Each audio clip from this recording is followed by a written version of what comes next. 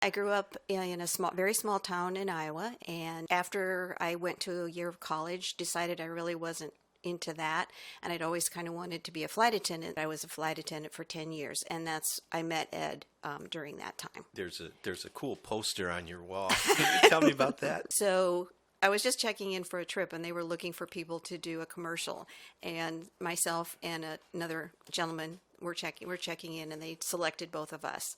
So we got to do a commercial. Continental at one time had this nice pub on their DC-10s, and they removed them because they wanted seats. Well, everybody was missing the pub. So this was the return of the pub advertisement. So we got to be in this. Took 2 days. I made about $3,000 for 2 days' work, which I thought was pretty good. And I had my face plastered around the airport on billboards and postcards, and it was fun. And you obviously brought down Continental Airlines because of the advertisement. Apparently. So how did you meet Ed? I was out with a girlfriend. She'd broken up with somebody, and we were at a bar, believe it or not, and he was with his cousin. Ed doesn't really dance, so I danced with his cousin and then went over and sat with Ed and kind of dated him from that night on. You were married to him for quite a long time.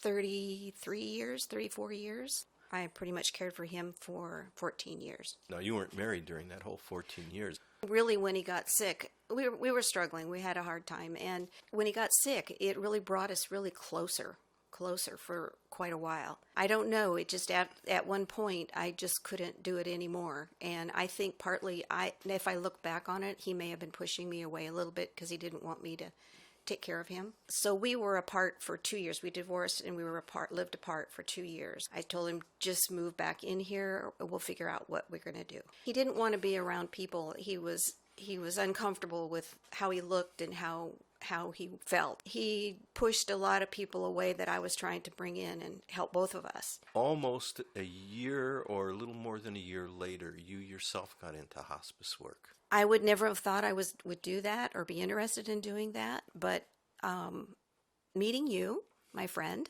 it made such a huge difference. And really, you would come and I would be gone maybe an hour and a half, something like that. But I couldn't believe what a difference it made for me. So I thought if I could do that for a family, that would be good for my heart as well. I want to talk to you about the grieving process itself.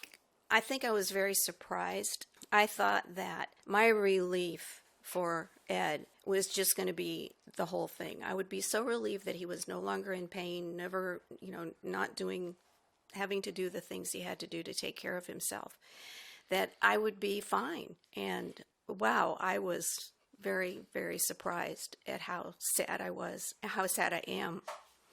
It'll be 2 years in September, and I'm still having a hard time with it. I think you care for somebody for so long. I was married to him for so long. I cared for him for so long. You don't realize how much that it's your life. It's your life.